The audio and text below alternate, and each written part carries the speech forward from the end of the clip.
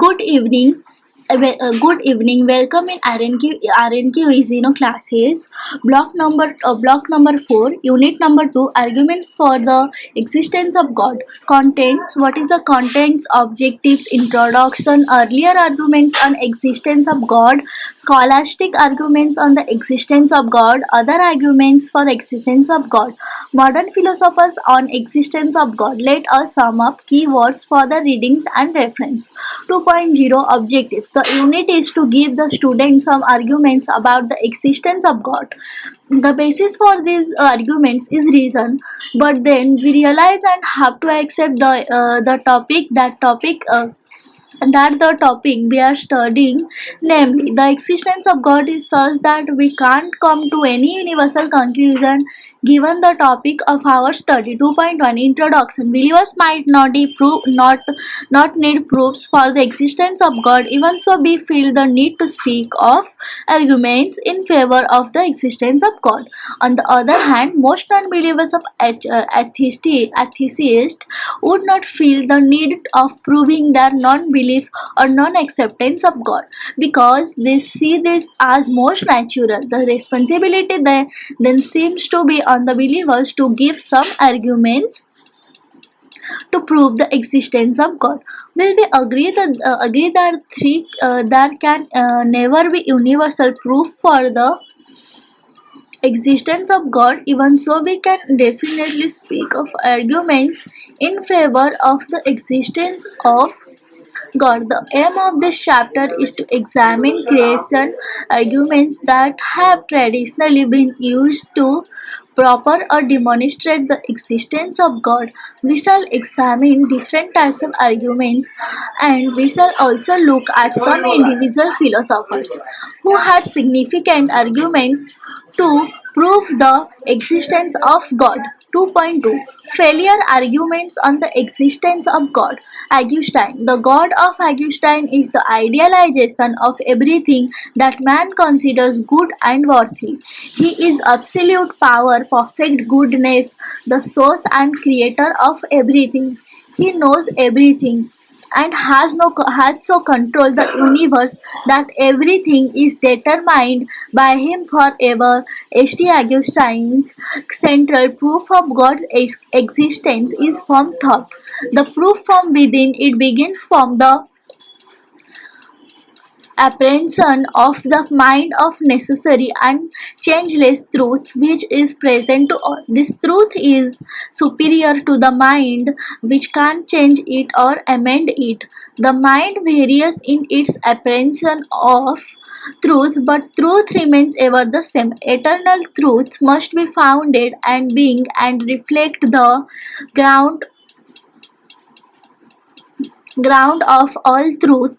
They reflect the necessity and immutability of God, who is the ground of eternal and necessary truth.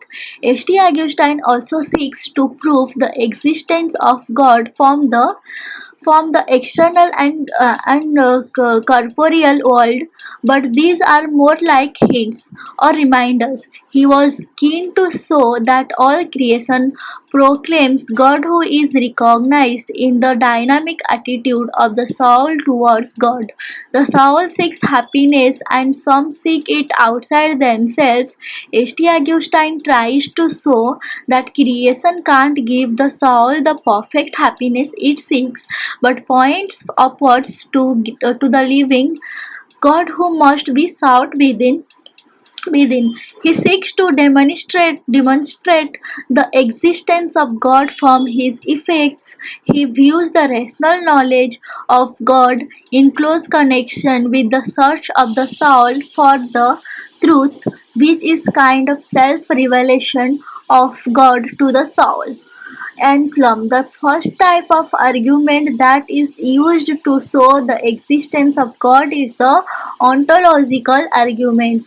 and it is so called because it attempts to show that the every concept of the idea of God implies his existence in reality. That is to say, if a person is able to clearly conceive the idea of God, then he or she ought to be able to understand and accept that God must exist.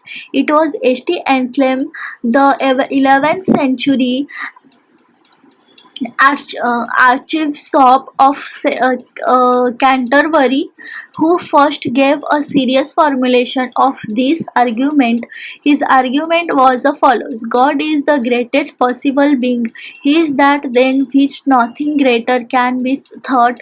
God exists at least in the mind or understanding. A being who exists only in the mind is not so great as a being who exists in reality as well as in the mind. If God existed only in the mind, he would not be the greatest possible being, so that than which nothing greater can be thought must exist in the mind as well as in reality. Hence, God must exist in reality as well as in the mind. This argument met with many objections because of its claim that the existence of something can be inferred merely from its definition. Gaunilo, a contemporary of Anselm, produced a parallel argument substituting the concept of God with that of the most perfect island. Following the argument, logically the most perfect island must exist in reality, but it was not the case, thus proving the argument wrong. But Anselm replied that this argument applied only to God, because the concept of God is unique in the sense that God is the only necessary being. All other beings, as the island, are finite objectives and hence not necessary. Hence, we can always conceive a more perfect island, but God is already the greatest possible being, and nothing greater can be thought of. We can't think of a merely perfect God. We can always think of a more perfect island. Immanuel Kant also objected to this argument because he said that one can't legitimately think of existence as a property which an entity may or may not have, or have to varying degrees. When we say of something that it exists, we are talking of it as already actualized. Existence is not a property of a thing, as for instance its being red or blue or yellow. So it can't be a property that adds something to the greatness of God. From Anselm's argument, it appears as if existence in reality adds something to the greatness of God. 2.3 Scholastic arguments on existence of God. Aquinas. Another argument that strives to prove the existence of God is to so-called cosmological argument. This argument strives to proceed from the fact of the existence of the world to tra- transcendent creator. These arguments originate in the thinking of Aristotle and have been presented by Thomas Aquinas, who used Aristotle's ideas as the intellectual medium to put down his own religious philosophy. These are commonly referred to as the five ways of H.T. Thomas. His arguments could be presented as follows: from motion, everything that moves is moved by something. That mover is in turn moved by something else again. But this chain of movers can't be infinite, or movement would not have started in the first place. Therefore, there must be an unmoved mover whom we call God. from the nature of the efficient cause. Everything has a cause, every cause itself has a cause, but you can't have an infinite number of causes. Therefore, there must be an uncaused cause. Uncaused cause which causes everything to happen without itself being caused by anything else. Such an uncaused cause is what people understand by God. From possibility and necessity, individual things come into existence and later cease to exist. Therefore, at one time, none of them was in existence, but something comes into existence only as a result of something else that already exists. Not all things can be only possible. There must be one that is of itself necessary. Therefore, there must be a being whose existence is necessary. God. Teleological argument is related to the sense of the word telos, which signifies the meaning, end, or purpose. Here we are speaking of the telos of the world in a way. This argument also argues that the sense of purposeful design that we see in nature suggests that the world has a designer, namely God. That is why this argument is also referred to as the way of design or the fourth way, or Aquinas. Thomas Aquinas links the idea of causation to that of purpose. He says that causation gives things their perfections, and then the links this to the idea of purpose. He says that causations gives things their perfections, and then he links this to the idea of purpose. He holds that goal-directed behavior is in all beings, even if they lack awareness. Such beings that lack awareness are directed to their goal by someone who has the awareness and understanding that they themselves lack. Everything in nature is directed to its goal. Kindi and A.L. Ghanjali column cosmological argument. The column argument for the existence of God originated and became highly developed in Islamic theology during the late Middle Ages. It get its name from the word kalam, which refers to Arabic philosophy or theology. It is an Arabic term that literally means argue or discuss thought. It has also been translated as theology or dialectical theology. Traditionally, the argument was used to demonstrate the impossibility of an actual infinite existing in the real world, as well as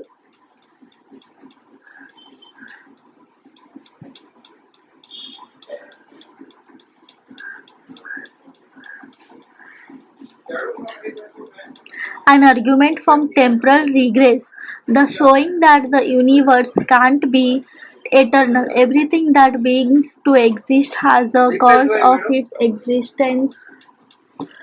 बाहर गए pickup पे गए कहाँ से वो रहने दो चार बॉक्स है उसका ही ऑफिस है ना हाँ हाँ लेके आ रहा हूँ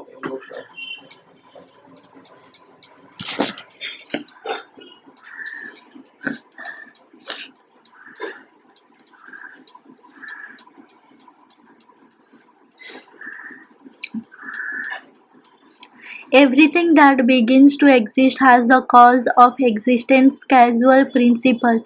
The universe, space, time, and matter began to exist, evidenced by two philosophical arguments, the Big Bang and the second law of thermodynamics. Therefore, the universe has a cause of its existence. Of argument as the cause of the universe, space, time, and matter. The cause must be outside of space, time, and matter, and therefore be spaceless, timeless, and immaterial. Moreover, the cause must be a personal agent. Otherwise, a timeless cause could not give rise to a temporal temporal effect like the universe. Argument expanded. This is an accurate picture of God. Therefore, God exists. The first premise of the argument is the claim that everything that begins to exist has a cause of its existence. In order to infer from this that the universe has a cause of its existence, the proponent of the column cosmological argument must prove that the past is finite, that the universe began to exist at a certain point in time. The critical premise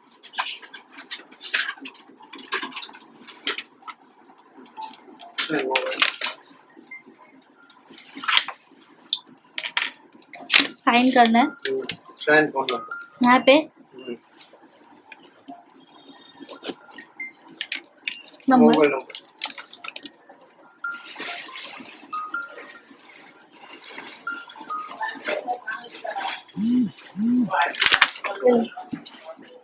कहाँ से है courier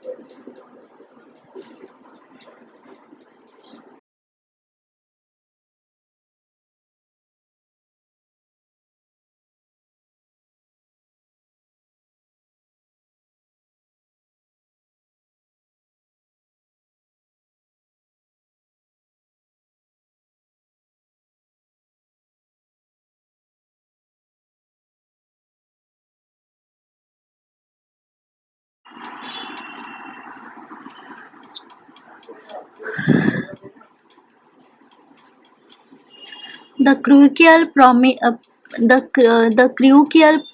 premise of the column cosmological argument then is the second.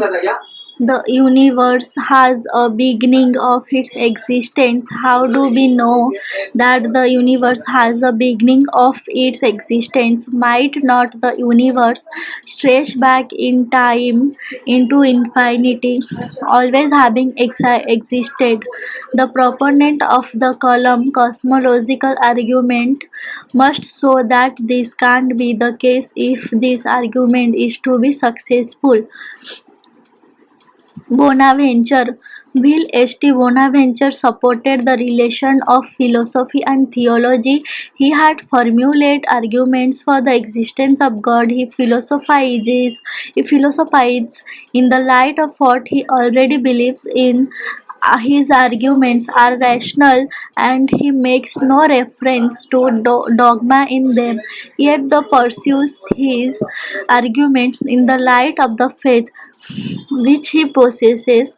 In De Maestro Trinitas 529, Bonaventure gives a series of brief arguments for the existence of God.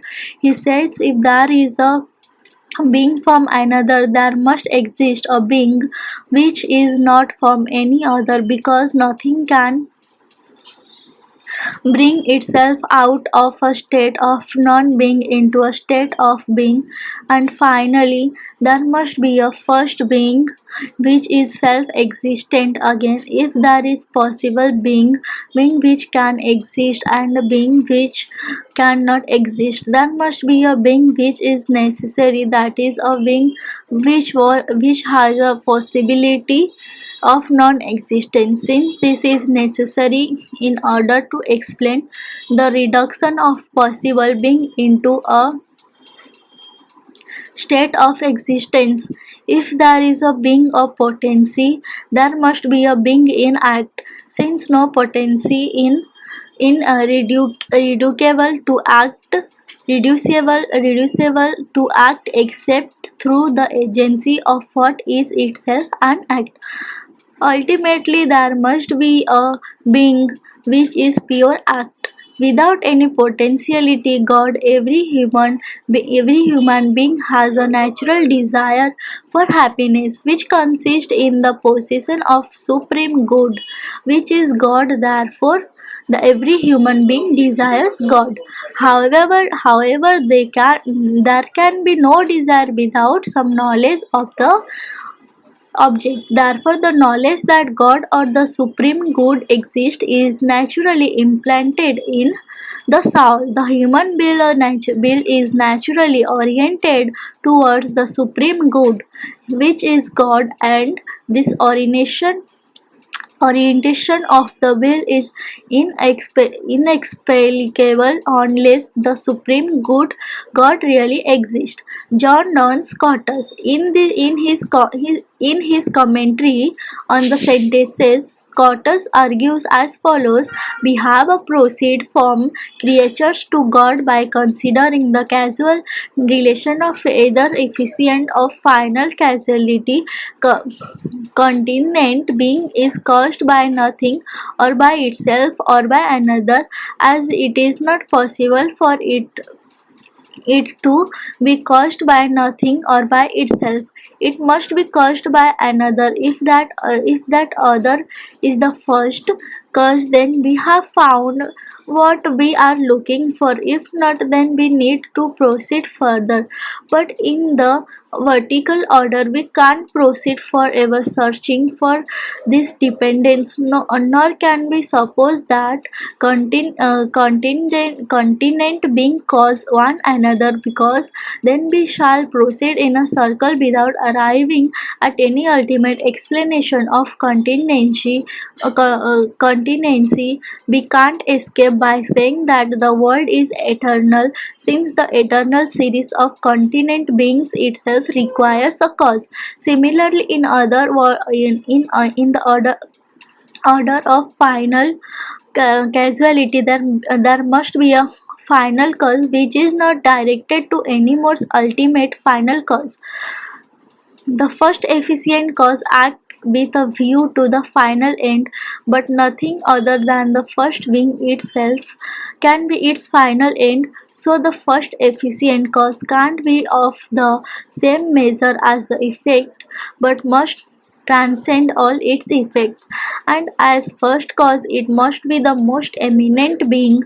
William Pearly 743 to 1805 gave the example, saying that if one was to find a watch laying on the ground, one would assume that it had a maker and had been designed by a water watchmaker. This would be natural because one can see immediately that it is made up of different parts which work together. They work in harmony to tell us the time.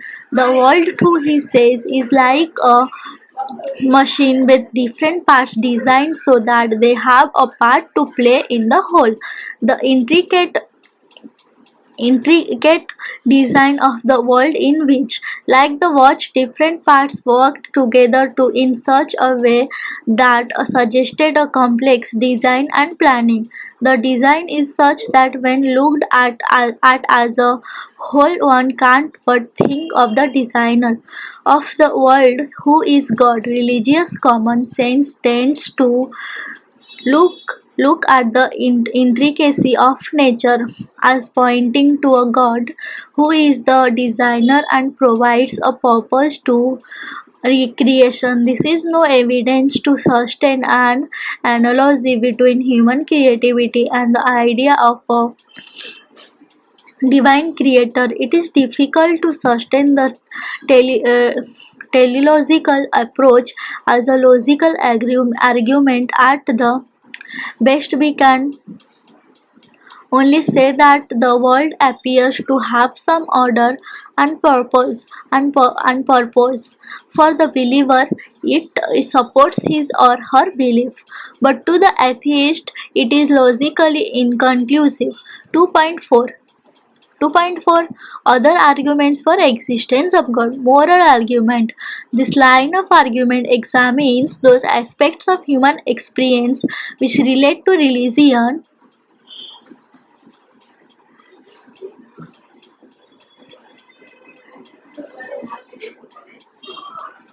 It asks whether there is anything in the way in which people respond to the idea of God which can be used to prove that God exists. Only possibility is the experience of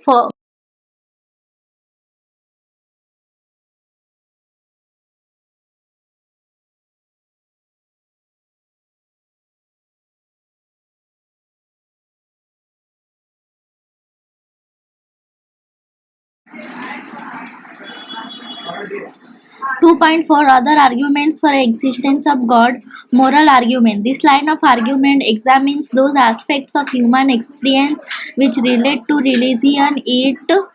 Mm, it asks whether there is anything in the way in which people respond to the idea of God which can ask whether there is anything in the way in which people respond to idea of God which can be used to prove that God exists. One possibility is the experience of morality, namely that we have a sense of what we ought to do, and also a sense of guilt when one realizes that one has done what is believed to be wrong. The second possibility is the religious experience itself. Moral rules arise as God's commands from an objective look at human nature and the structures of the world, or as the product of human society and human choice. We look at the second possibility.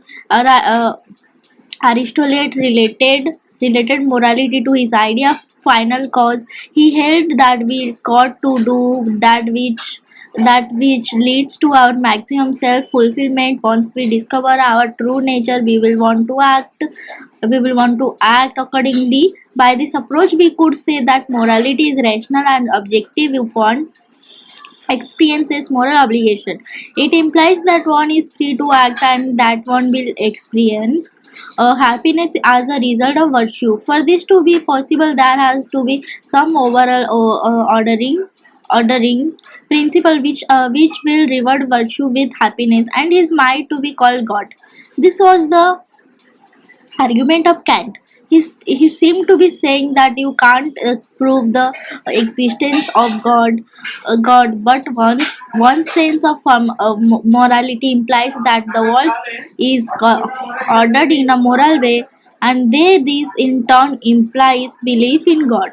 If one believes that there is an objective moral order, it may be used either to suggest that the world is created by a moral being God, or to show that morality is well being established on objective rational grounds and no God is needed. On the other hand, if morality is a human product, no God is required to account for formal experience. Hence, the moral argument can't prove the existence of God. Almost it can illustrate the way in which the idea of God is used in situations where there is a moral choice to be made. This is the faith way to H.T. Thomas argument from religious experience.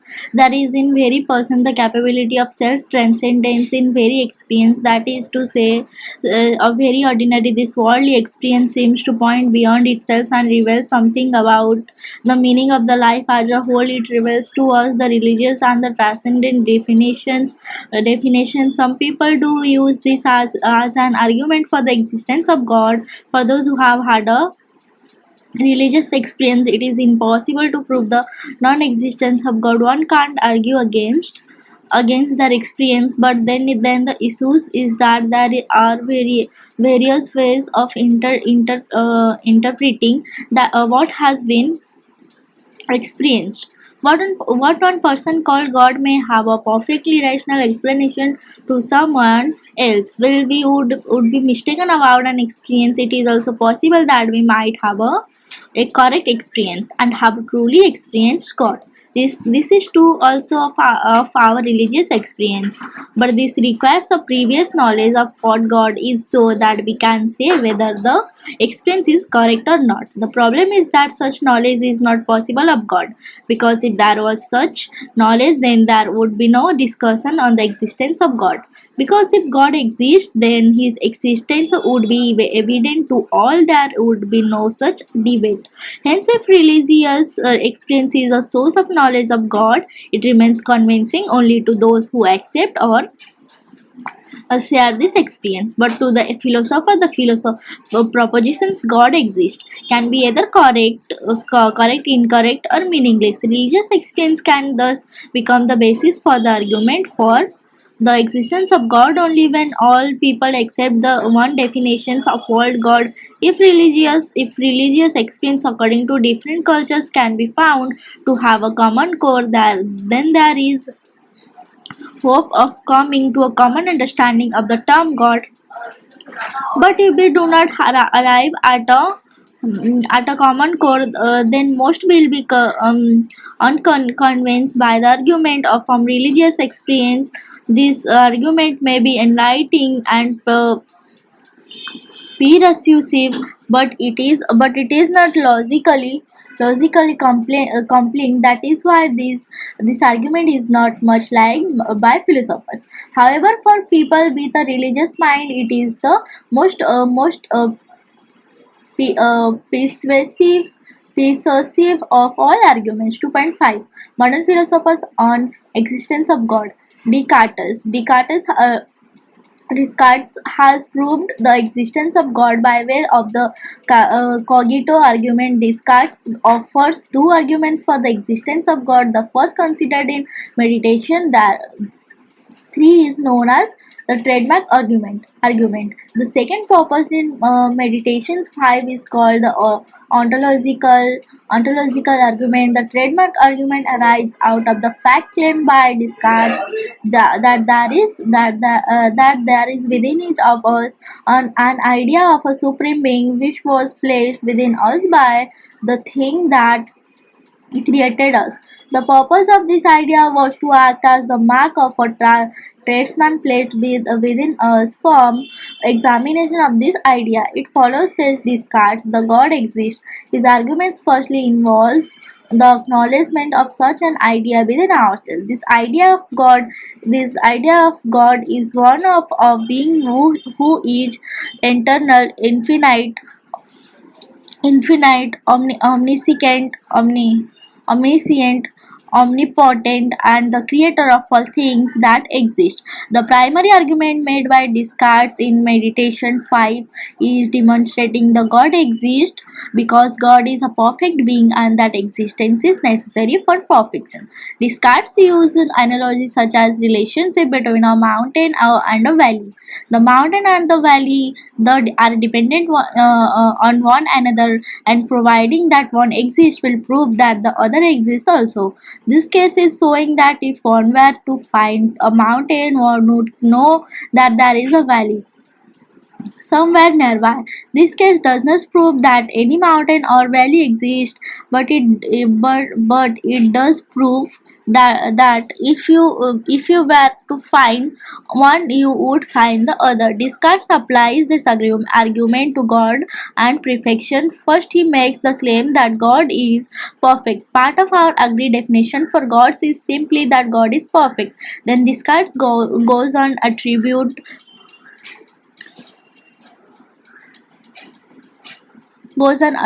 perfection to existence. Existence is a perfection. Descartes make it very clear that existence is a necessary part of the perfection. Substance is the primary determination. Accident adds quality to it is a secondary determination. Substance is one which requires nothing else other than itself in order to exist. God is the substance which is infinite, independent, all all knowing, all powerful, and by which man and all the exist have been created. God is the pure subject or the creatures who can be called substance inasmuch as they depend on God. Through the process of abstraction, we got the idea of perfect being from a limited and imperfect being. God means who has all perfections in an unlimited way. Existence is perfection, so he should have existence. Perfection is further divided into essential and existence of God existence follows from the fact that existence is contained in the true and immutable essence, nature, or form a supremely perfect being. Descartes as a conceptualist takes essence to be ideas in human minds. Existence is included in the essence of a supremely perfect being, but not in the essence of any finite thing. Thus it follows solely from the essence of the former that such a being actually exists. Descartes' final position then it is that essence and existence are identical in all things. What distinguishes God from creatures is the grade of existence. We can produce an ontological argument for God and not for finite substances because the idea of a supremely perfect being uniquely contained, necessary or ontologically independent of existence. The former adds to what one is, and the latter makes our very being, not adding something and not becoming a part of what we are. Hence, there is a need to assert God as substance, and the inevitability of this existence, which is thus proved. Spinoza, he is a god.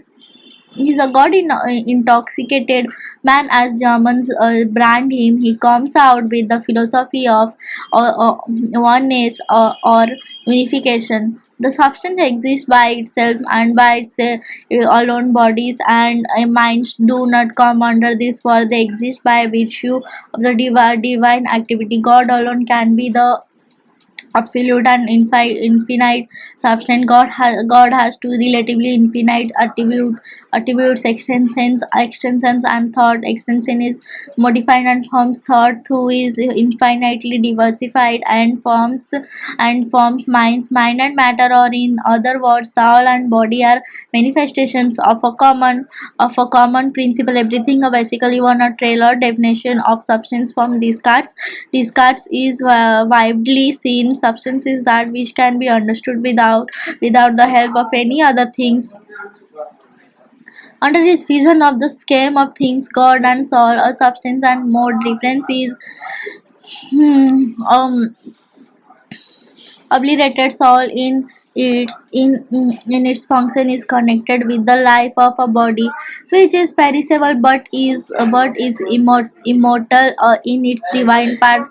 The intellect, banishes from the soul of the philosopher all fear of death and fills him with an unimaxed joy. Leibniz. He is the first one to give us a word theodicy. His indeterminism, many realities were all opposed to the one reality, and determination of Spinoza. He brings in the concept of monad and further proceed to expound to the theory of people, establish harmony, divine intervention needed for the soul and body to agree. God regulates the soul.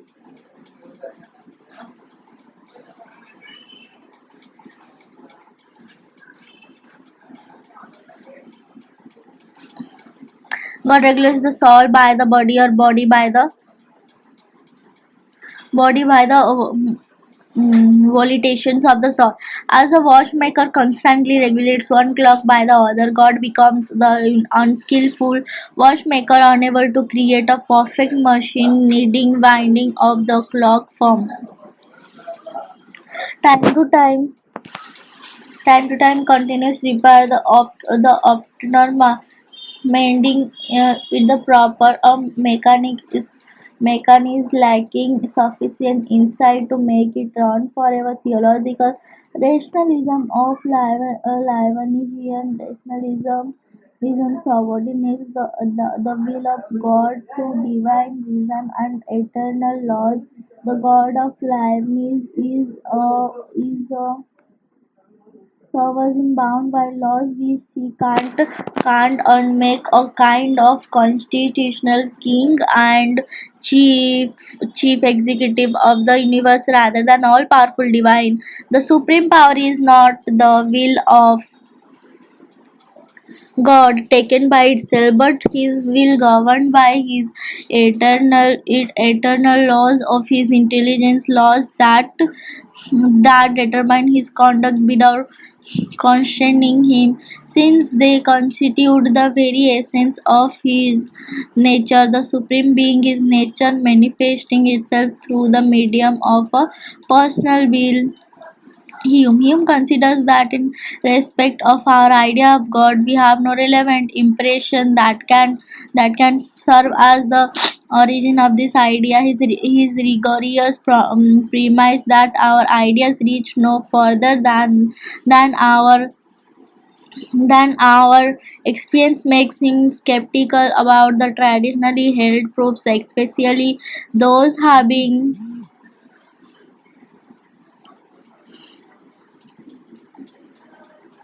those having recourse to causality. Being an empiricist, he held that the existence of God cannot be proved on the basis of experience, neither he is the subject of belief or faith. Human reason is incapable of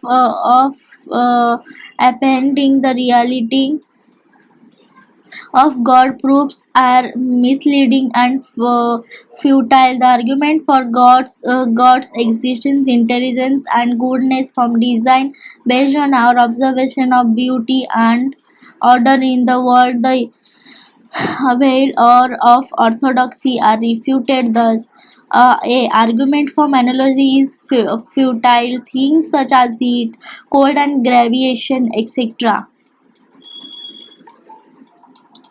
Gravitation, etc., can't be explained on the basis of thought or reason. Laws of human life differ from that of animal life, and the purpose and discoveries in human life can't be imposed upon other existence.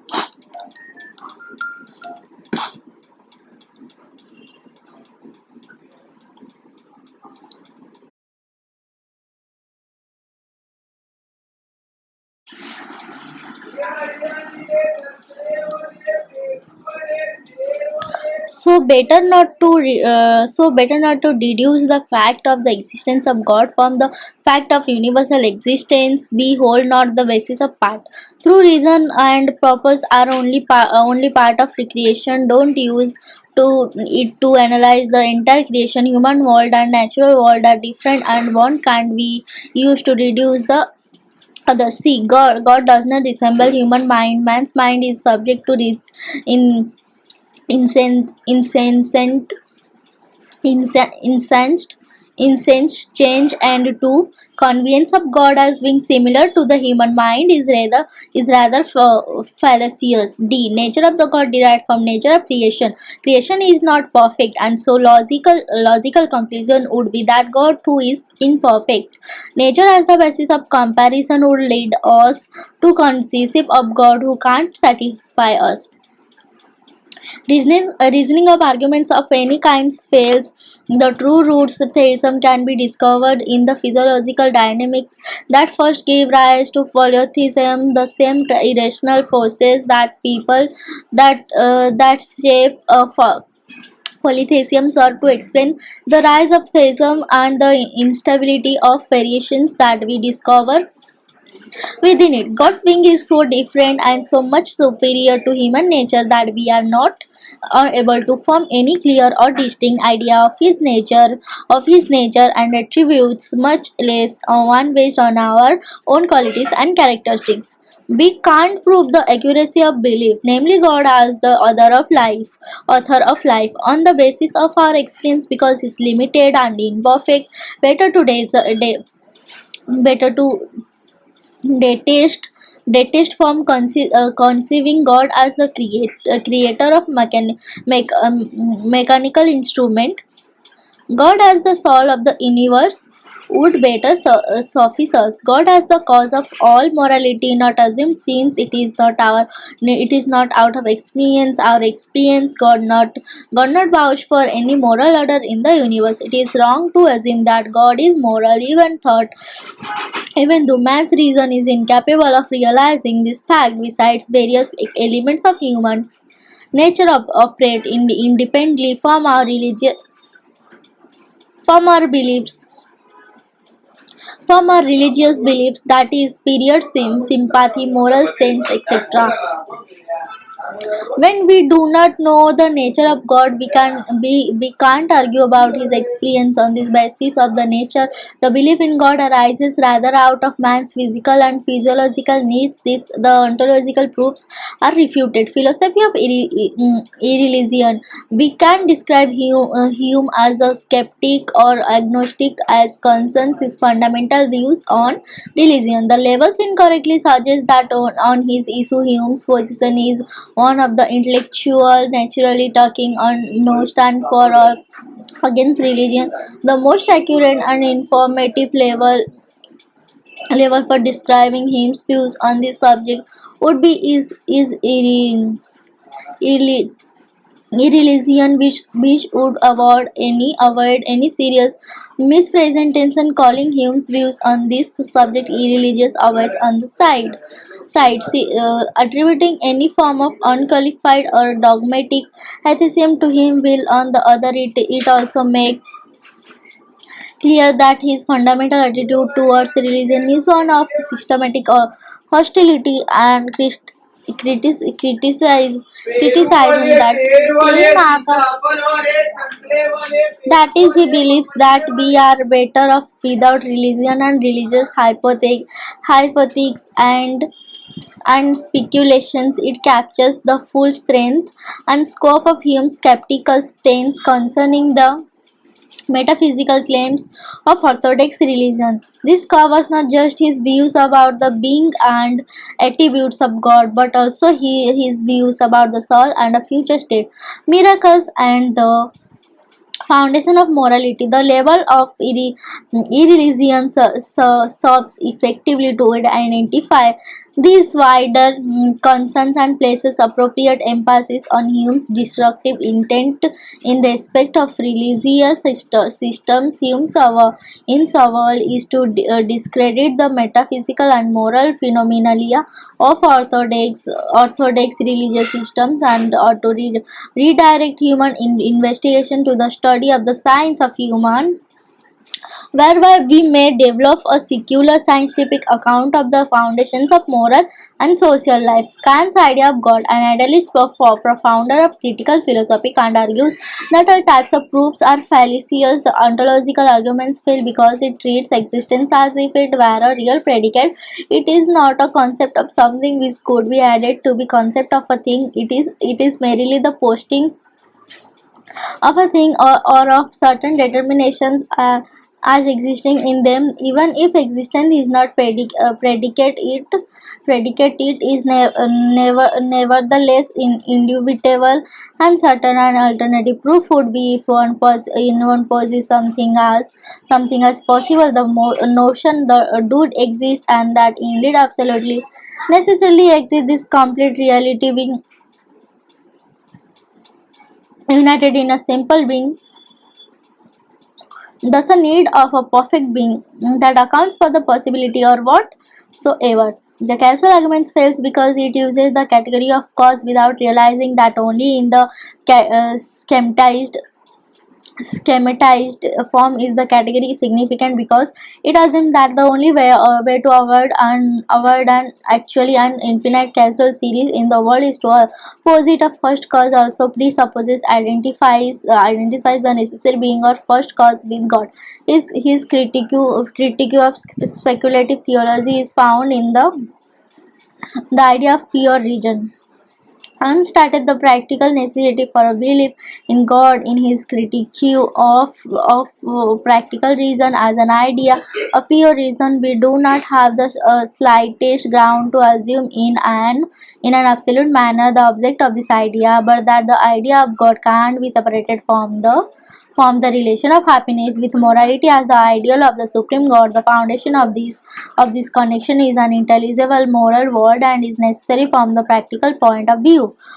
He says one can't provide objective reality for any theoretical idea or prove it, except for the idea of freedom, because this is the condition of the moral law. Who reality is an axiom. The reality of the idea of God can only be proved by means of this idea. The hence only with a practical purpose, that is to act as through also a ob there is a God, and hence only for this purpose. Voltaire's contentions, if God did not exist, it would be necessary to invent him, becomes true in Kant's statements. The moral proof, which is based on the purposiveness in the moral order, on the existence of the moral law, on the phenomenon of moral conscience, and the feeling of responsibility, is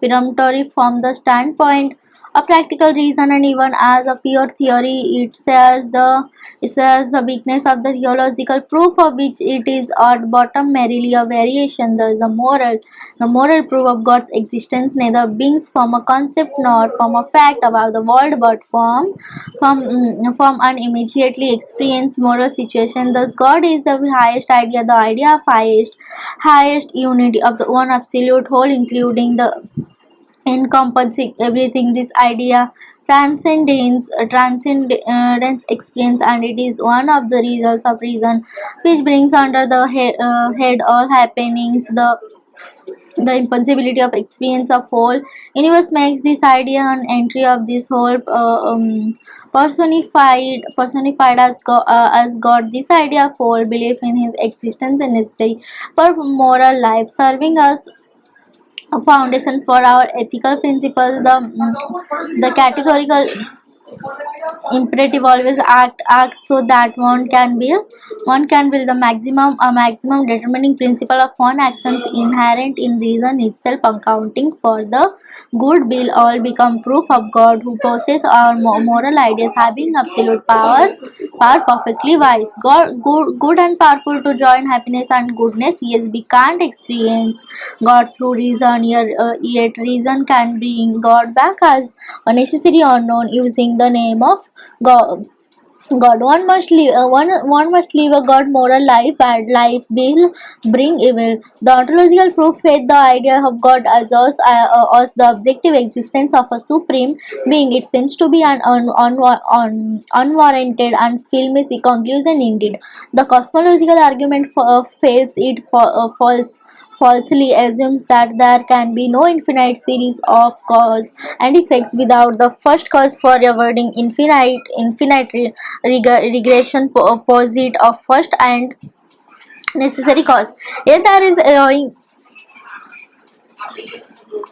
yawning chasm which separates the necessary from the continent, and the absolute from the relative. Even if granting the cogency of the proof, it would be more of a personal being than a necessary being. The theological or physics theological proof infers from the finality revealed in nature, the existence of an intelligent creator through impressive. It has no value from scientific point of view. The real God of Kant is freedom in the service of the ideal or God will. Kant's theology is merely an appendix into his ethics. The personal God of Kant reminds us of the celebrated epigram of the contemporary philosophers: if there were no God, we should have to invent one. 2.6 Let us sum up. The traditional theodicy provides us with the sufficient material with proofs for the against the existence of God. Here we deal with the modern philosophers' arguments, either providing it directly or in an indirect way, disapproving the former attempts as and establishing one's own attempts. We start with the relationalist, proceeding to empirics, and culminating our study with idealists. Only selected few philosophers are taken for our study, for leaving the rest is due to time and space constraints. All the same students can further their exploration, incorporating them in their personal study. 2.7 Further readings and reference. Darryl Christensen International Journal for Philosophy of Religion, Boston, 1970. Jane Findlay Hegel, A Re-Examination, New York, Oxford University Press, 1957. Roy Archana, Western Philosophy, New Delhi, Gitanjali Publishing House, 1985. Uh, Copleston Frederick S.J. History of Philosophy, New York, Image Books, 1960.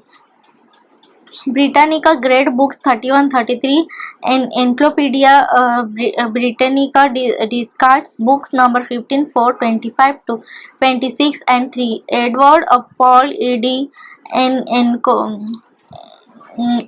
Encyclopedia of Philosophy World for 1967, repeated New York Macmillan Publishing Co. in 1972. Hollings Milton D. Chronological and Theomic Charts of Philosophers Oxford Calendar. Chandler Publishing Co. 1968. Pawkin, Richard H. Abram Stroll Philosophy Oxford Butterworth Henningman Ltd. 1993. 93. Watson, Doctor History of Western Philosophy, Merriweather Kedarnath Ramnath, 1970.